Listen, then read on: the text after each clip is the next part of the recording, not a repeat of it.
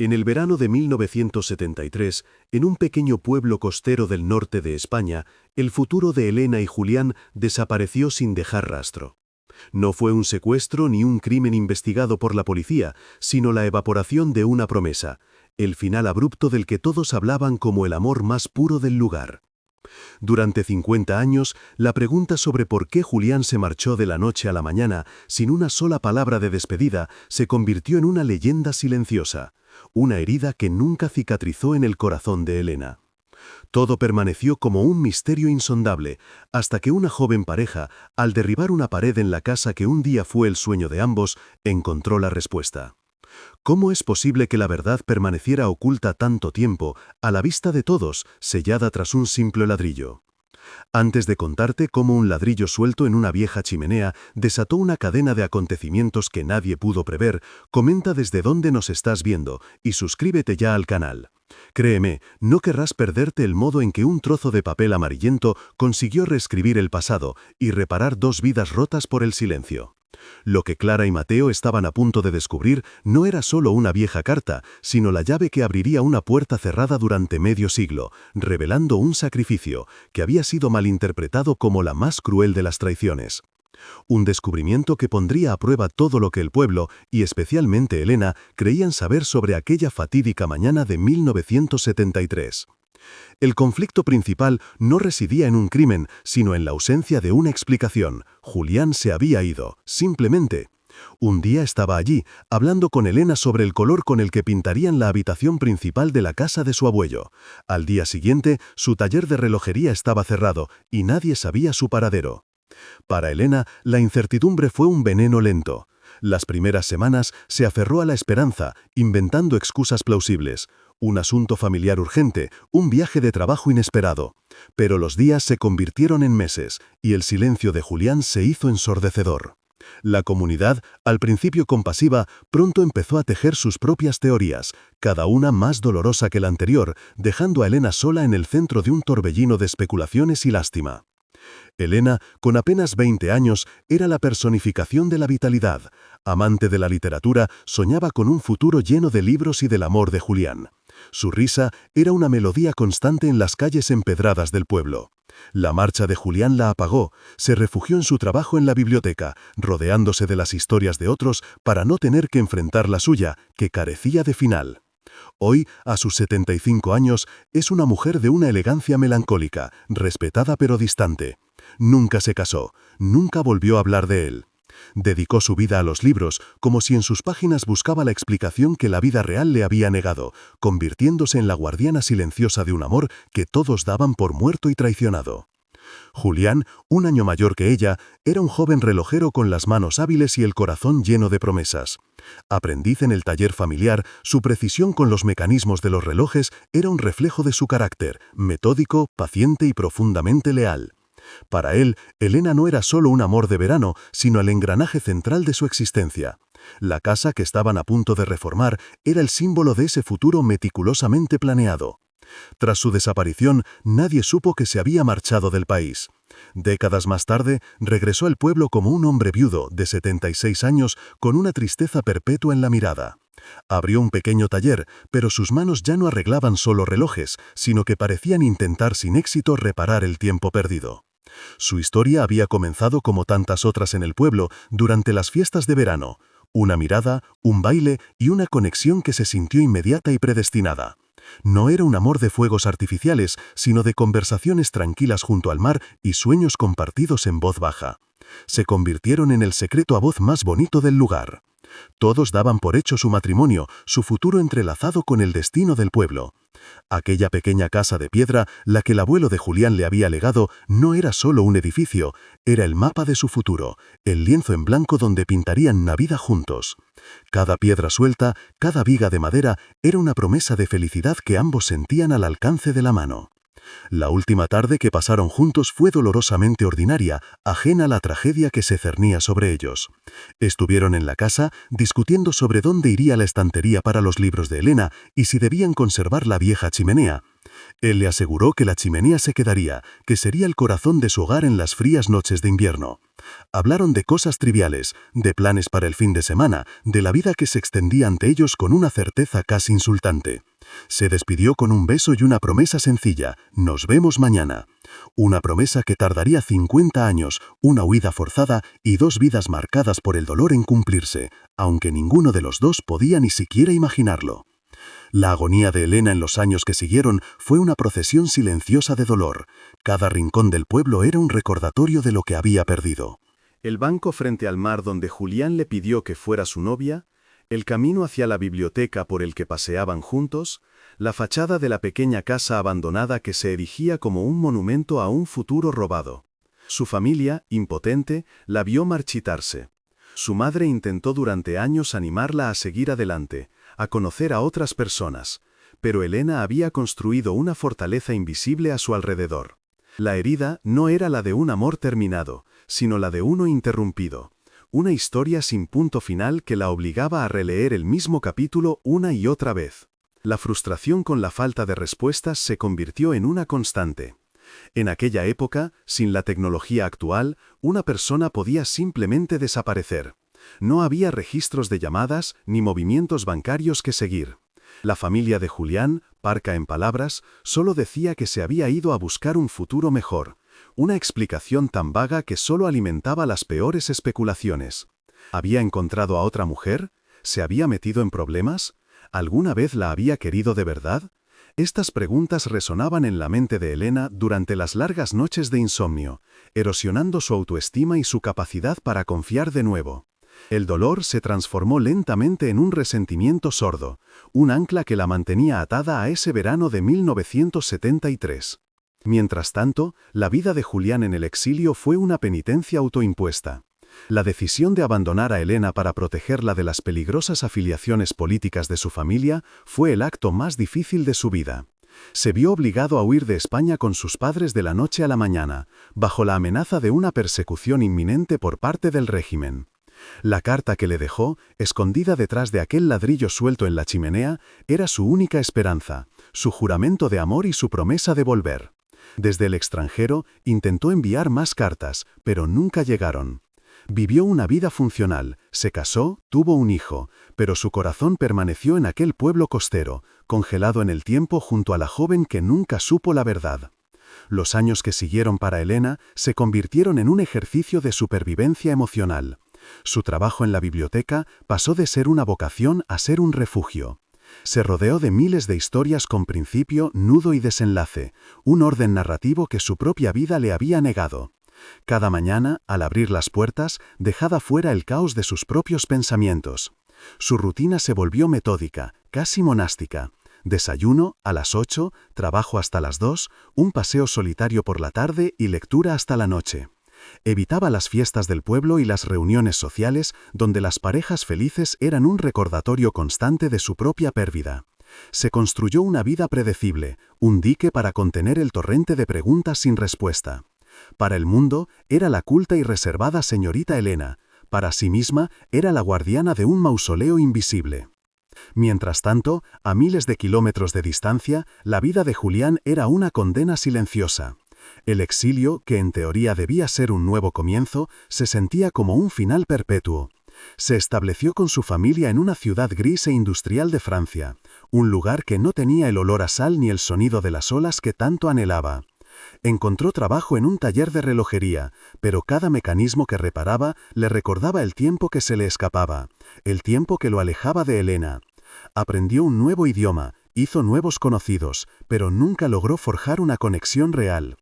Era un fantasma viviendo entre extraños, realizando los movimientos de una vida normal, mientras su alma permanecía anclada en aquel verano de 1973. La culpa y la nostalgia eran sus compañeras constantes, un peso que llevaba en cada gesto y en cada palabra no dicha.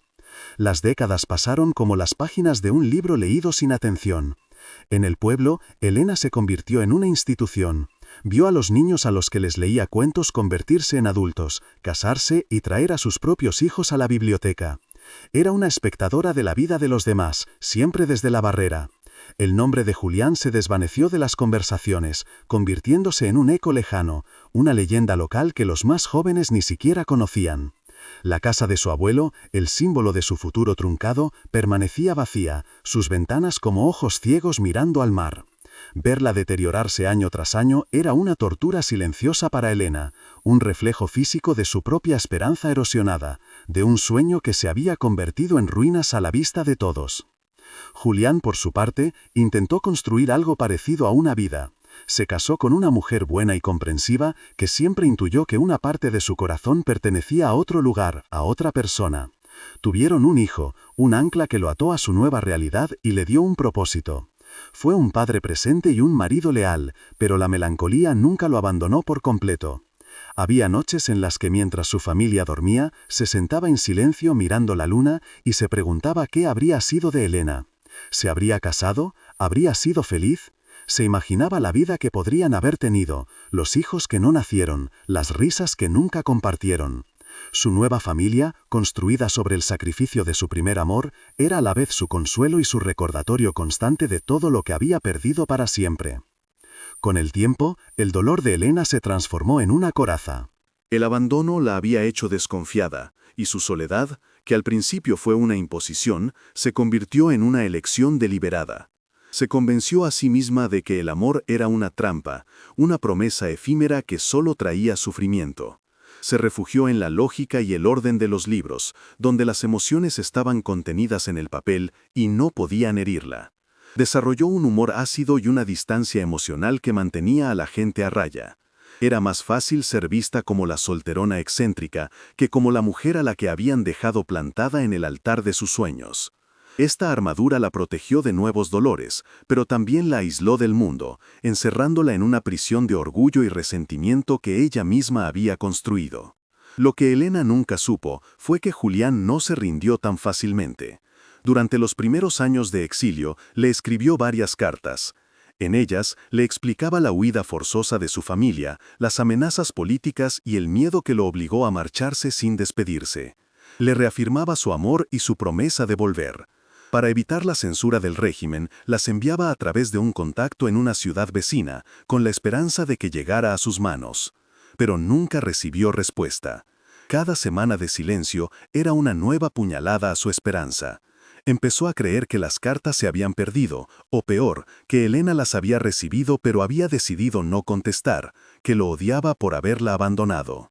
Finalmente, la falta de noticias lo convenció de que ella había rehecho su vida, y su silencio se convirtió en la dolorosa aceptación de su derrota.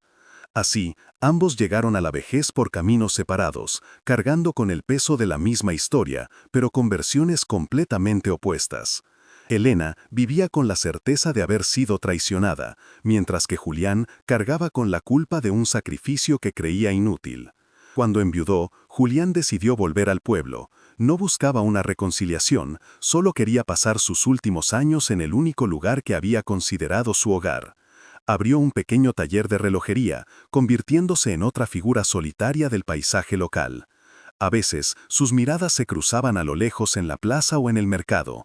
Un asentimiento de cabeza, un desvío rápido de la vista. 50 años de silencio habían levantado un muro tan alto y grueso entre ellos que ninguno de los dos se atrevía a intentar derribarlo. Eran extraños que compartían el secreto más profundo de sus vidas. El regreso de Julián al pueblo no había pasado desapercibido, pero se había integrado en el paisaje como una ruina más, un vestigio de un tiempo que todos preferían no remover. Elena lo evitaba con una disciplina férrea. Si lo veía entrar en la panadería, ella esperaba fuera. Si intuía su presencia en la plaza, cambiaba de rumbo. Para ella, él no era el hombre que había vuelto, sino el fantasma del joven que la había destruido. Cada encuentro fortuito era un recordatorio punzante de su humillación, una herida que, lejos de cerrarse, supuraba con cada mirada robada a través de la distancia.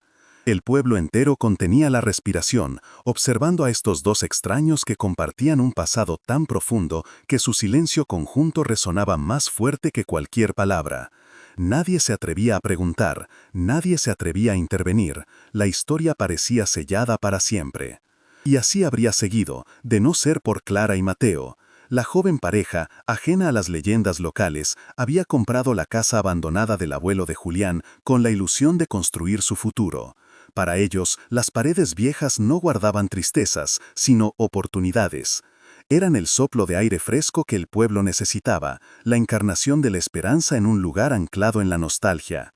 Empezaron la reforma con una energía contagiosa, decididos a transformar las ruinas en un hogar.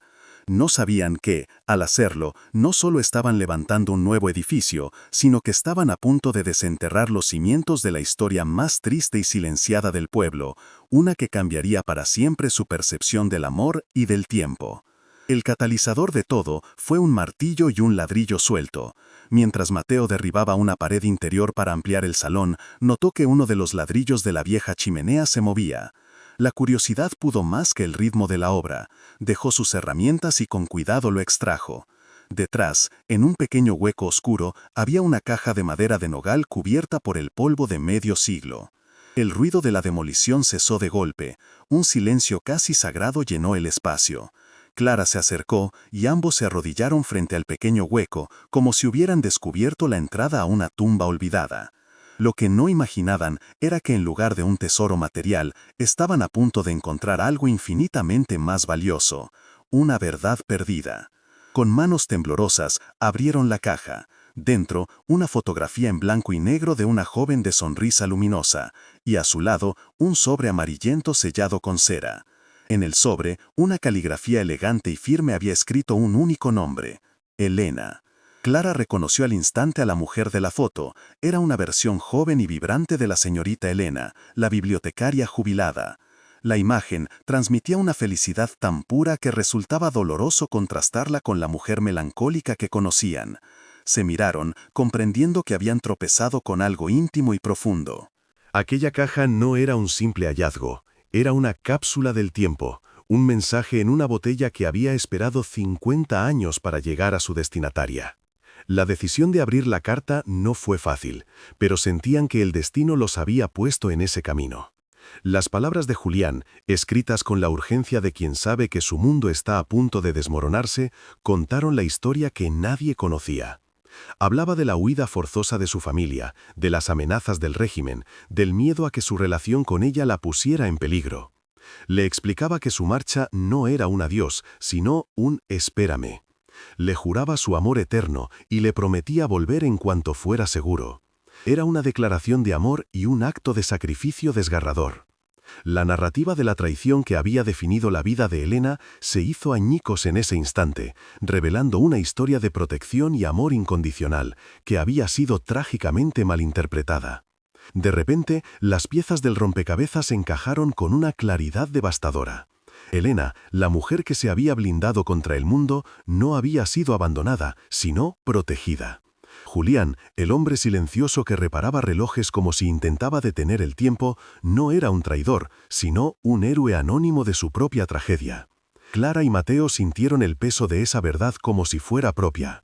Tenían en sus manos la llave que podía liberar a dos almas de una prisión de 50 años de silencio y malentendidos. La revelación los dejó sin aliento, transformando su proyecto de reforma en una misión de reparación emocional. Ya no se trataba de su casa, sino del legado de un amor que merecía un final digno. La pregunta que flotaba ahora en el aire polvoriento de la obra era abrumadora: ¿qué hacer? Entregar la carta podría ser un acto de justicia, pero también una crueldad. ¿Cómo se le dice a una mujer de 75 años que la base sobre la que ha construido toda su vida adulta es una mentira? ¿Y si la herida era demasiado profunda para sanar? El miedo a causar más dolor los paralizó.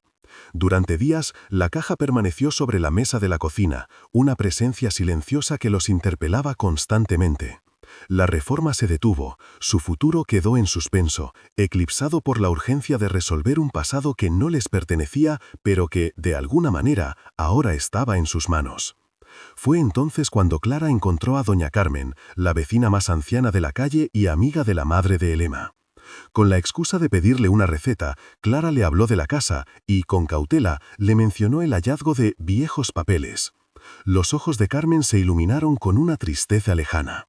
«Siempre supe que ese chico no se fue porque quiso», murmuró. Su padre andaba en malos pasos con la política. La noche que desaparecieron, vi luces de coche en su casa, gente que no era del pueblo, se fueron con prisa, como si huyeran del diablo. Esta confirmación, este fragmento de memoria que había permanecido oculto, fue la señal que Clara y Mateo necesitaban. La historia no era solo un drama personal, estaba entrelazada con la historia convulsa de un país. Con esta nueva pieza, el miedo de Clara y Mateo se transformó en determinación. Ya no se sentían como intrusos, sino mensajeros del destino. La historia de Julián no era una excusa inventada, tenía el peso de la realidad, del peligro y del sacrificio. Decidieron que Elena merecía saber la verdad, sin importar el dolor que pudiera causar inicialmente. La ignorancia había sido su condena durante 50 años. La verdad, por dolorosa que fuera, podría ser su liberación. Planearon cómo acercarse a ella con el mayor tacto posible, conscientes de que estaban a punto de detonar una bomba emocional que llevaba medio siglo esperando su momento. Su misión ya no era solo entregar una carta, sino intentar reconstruir un puente sobre un abismo de tiempo y silencio. Mientras tanto, la vida de Elena seguía su curso monótono. Aquella semana, la biblioteca organizaba una lectura de poesía. Era un evento que ella solía disfrutar, pero últimamente incluso las palabras de otros le parecían vacías.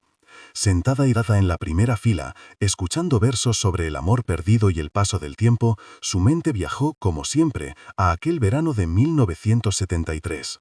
Recordó la última conversación con Julián, su promesa de «nos vemos mañana». Una promesa rota que se había convertido en la banda sonora de su soledad.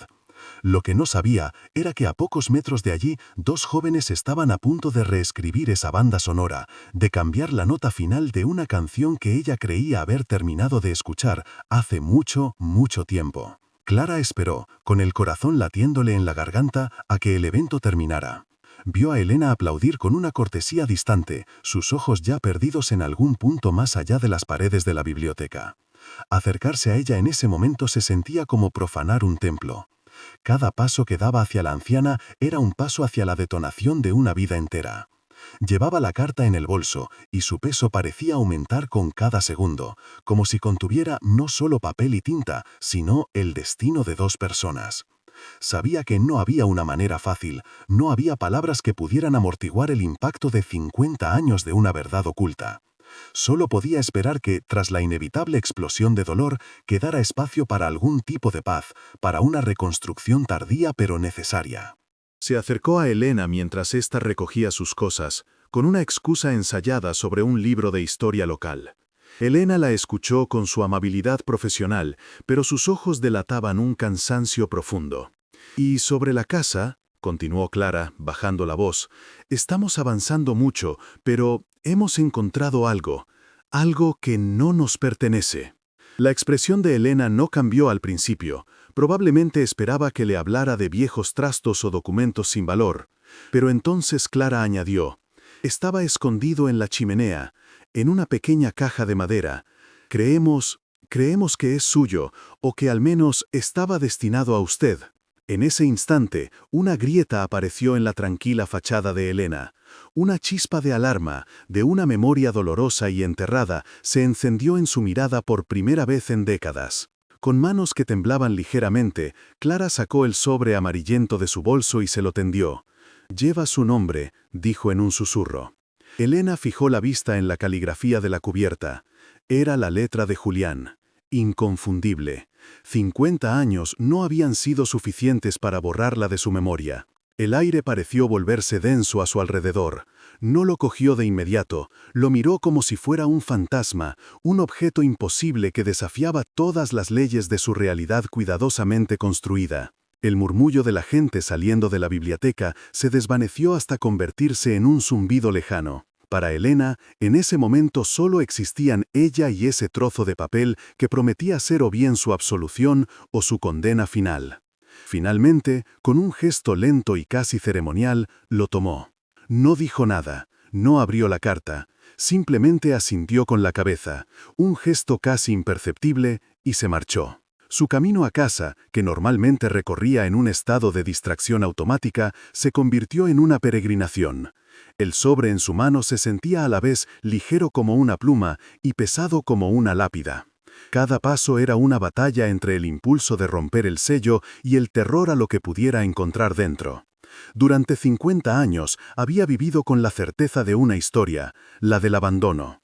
Era una historia dolorosa, sí, pero era suya, la conocía, la controlaba. Esta carta amenazaba con arrebatársela, con dejarla a la deriva en un océano de nuevas preguntas justo cuando creía haber llegado por fin a una orilla segura. ¿Y si la verdad era más cruel que la mentira que había habitado durante toda su vida? Mientras Elena luchaba con su pasado en las calles silenciosas del pueblo, Mateo había ido al taller de Julián. Lo encontró inclinado sobre el mecanismo de un viejo reloj de bolsillo, rodeado por el tic-tac asincrónico de docenas de otros relojes, como un dios menor intentando gobernar el tiempo. Mateo se presentó, explicando que era el nuevo propietario de la casa de su abuelo.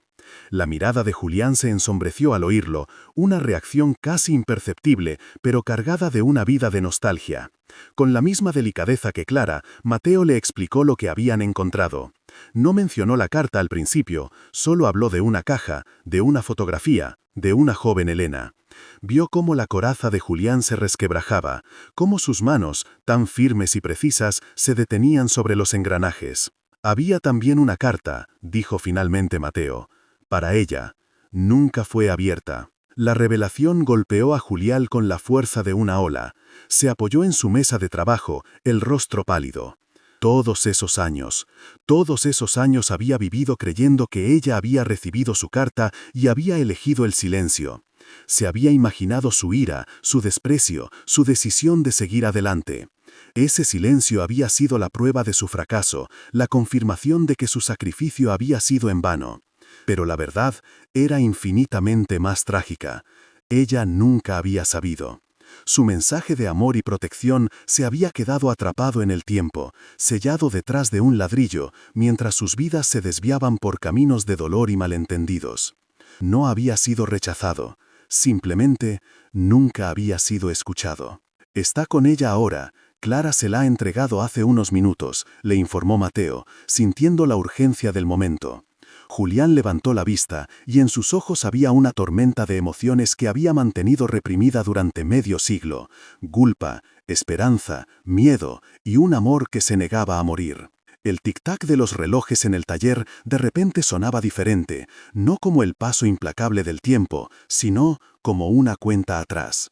Después de 50 años de exilio, de silencio, de resignación, el destino le ofrecía una última e improbable oportunidad. Ya no había nada que perder. Se quitó el delantal de trabajo, cogió su chaqueta y, sin decir una palabra más, salió del taller, con Mateo.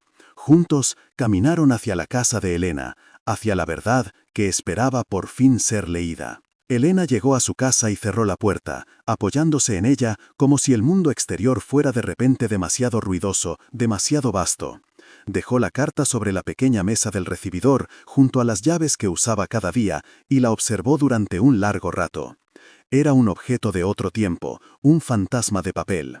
Durante 50 años había construido su vida sobre los cimientos de una única certeza: el abandono.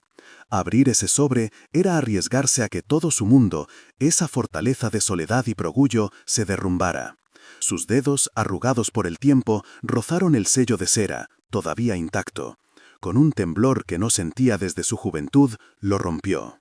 El sonido, un crujido seco y frágil, resonó en el silencio de la casa como el eco de una promesa rota que, por fin, iba a ser escuchada. Las palabras de Julián, escritas con una tinta que el tiempo había vuelto de color sepia, saltaron de la página y la golpearon con una fuerza inesperada. No eran las palabras de un traidor, sino las de un hombre aterrorizado y desesperado. Le contaba, con una urgencia que traspasaba las décadas, sobre la repentina huida de su familia. Su padre, involucrado en movimientos políticos clandestinos contra el régimen, había sido advertido de una detención inminente. Tenían que marcharse esa misma noche, sin tiempo para nada. Le explicaba que dejarla sin una despedida era la única forma de protegerla, de evitar que su nombre fuera asociado al de una familia perseguida. Irme es el único modo de quedarme contigo para siempre, de no arrastrarte a mi infierno, leía. Volveré, espérame, Esta casa será nuestro hogar. Te amo más que a mi propia vida. Elena tuvo que sentarse. El suelo bajo sus pies pareció desaparecer. 50 años.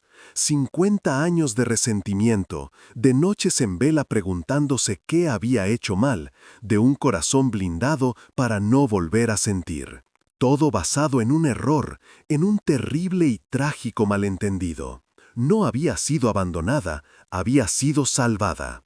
El acto que ella había interpretado como la máxima cobardía era en realidad el mayor acto de amor que nadie le había profesado jamás. Las lágrimas comenzaron a brotar, pero no eran las lágrimas amargas y solitarias que había derramado en su juventud. Eran lágrimas de una naturaleza distinta, una mezcla abrumadora de dolor por el tiempo perdido y un alivio tan profundo que dolía. El fantasma de Julián, el traidor, se desvaneció, y en su lugar apareció la imagen de un joven de 21 años sacrificando su felicidad por la de ella. Justo en ese instante, mientras el torrente de la verdad la ahogaba, sonó el timbre. El sonido la sobresaltó, anclándola de nuevo a la realidad. No esperaba a nadie. Su rutina era un pacto de soledad que rara vez se rompía. Por un momento pensó en no abrir. ¿Cómo podía enfrentarse a nadie con el alma hecha pedazos, con el rostro surcado por las lágrimas de medio siglo? Se levantó, con la carta todavía temblando en su mano, y caminó hacia la puerta como un autómata. Cada paso era pesado, como si avanzara a través de un lodo de recuerdos y revelaciones. Miró por la mirilla y su corazón se detuvo. No era un repartidor, ni una vecina. Era él. Era Julián, de pie en su porche, con la misma mirada perdida que había visto a lo lejos en el pueblo, pero ahora esa mirada estaba fija en su puerta. Abrió. El tiempo se contrajo. Allí estaban, dos extraños que se conocían mejor que nadie en el mundo. Él, con el pelo completamente blanco y las manos de relojero marcadas por los años. Ella, con la carta en la mano como única prueba de que su historia no había sido una invención. Se miraron en un silencio que contenía 50 inviernos, 50 veranos de preguntas sin respuesta. Julián vio la carta en su mano y luego sus ojos, anegados en lágrimas. Y en esa mirada lo comprendió todo. Vio el dolor, la confusión y el amanecer de una verdad que llegaba demasiado tarde, pero que había llegado al fin. No hicieron falta explicaciones. El espacio entre ellos, que durante décadas había sido un abismo de silencio, se llenó de repente con el peso de todo lo que pudo haber sido. «Elena», dijo él, y su nombre en sus labios sonó como un eco de otra vida. Era la primera vez que lo oía de su voz desde aquella tarde de 1973. Ella no respondió con palabras, simplemente levantó la mano en la que sostenía la carta, un gesto que lo decía todo. «Lo sé, ahora lo sé». Fue un instante de una vulnerabilidad absoluta, en el que las corazas que ambos habían construido durante toda una vida se hicieron polvo. Él dio un paso adelante, acortando la distancia de medio siglo. No fue un abrazo apasionado, sino un gesto infinitamente más profundo. Le tomó la mano, la que sostenía la carta, y sus dedos se entrelazaron sobre el papel que contenía su tragedia y su redención. El contacto fue un ancla, la confirmación de que ambos eran reales, de que ese momento no era un sueño. Desde el otro lado de la calle, Clara y Mateo observaban la escena sintiéndose testigos de algo sagrado. Vieron a Julián entrar en la casa y a Elena cerrar la puerta tras él. La puerta no se cerró con la fuerza de un final, sino con la suavidad de un comienzo. No era el comienzo de un amor de juventud recuperado. Eso era imposible. El tiempo no retrocede. Era el comienzo de algo diferente, una paz tardía, una conversación que llevaba 50 años esperando. La verdad no les devolvería la vida que perdieron, pero les ofrecía la oportunidad de entenderla, de perdonar al destino y quizás de perdonarse a sí mismos. La casa ya no era un monumento a un futuro robado, sino el escenario donde dos almas, por fin, podían empezar a sanar. Dentro de aquella casa, el tiempo pareció detenerse una vez más, pero esta vez no era un tiempo congelado por el dolor, sino suspendido en una calma abrumadora. No hubo un torrente de reproches ni una cascada de disculpas. En su lugar se instaló un silencio elocuente, donde dos vidas de soledad se reconocían mutuamente. Se sentaron en el pequeño salón de Elena, la carta sobre la mesa entre ellos como un testigo mudo. Hablaron durante horas, no del futuro, sino del pasado. Julián le contó su vida en el exilio, la familia que formó, la culpa que nunca lo abandonó. Elena le habló de sus años en la biblioteca, de cómo los libros se convirtieron en su única compañía, de la rabia sorda que se transformó en una resignación melancólica. No intentaban recuperar lo perdido, sino ensamblar las dos mitades de una historia que, por fin, estaba completa. Los días que siguieron no trajeron la pasión arrebatadora de la juventud, sino algo más profundo y sereno, la compañía. Comenzaron a dar largos paseos por la playa al atardecer, el mismo ritual que habían abandonado 50 años atrás. No intentaban recrear el pasado, caminaban como las personas en las que se habían convertido, con el paso lento de la vejez y la sabiduría que solo el sufrimiento otorga. A veces hablaban, otras simplemente escuchaban el sonido de las olas, un sonido que para ambos había sido durante décadas sinónimo de soledad y que ahora se convertía en la banda sonora de su reencuentro. El pueblo los observaba desde una distancia respetuosa. La historia de Elena y Julián dejó de ser una leyenda de abandono para convertirse en un silencioso testimonio sobre la resistencia del amor y la llegada tardía, pero inexorable, de la verdad. Para Clara y Mateo, la casa se transformó. Cada pared que levantaban, cada capa de pintura que aplicaban, se sentía como un homenaje a la historia que habían desenterrado. Su proyecto de construir un hogar adquirió un significado nuevo y más profundo. Ya no era solo su futuro lo que estaban construyendo, sino la continuación de una promesa que había quedado en suspenso.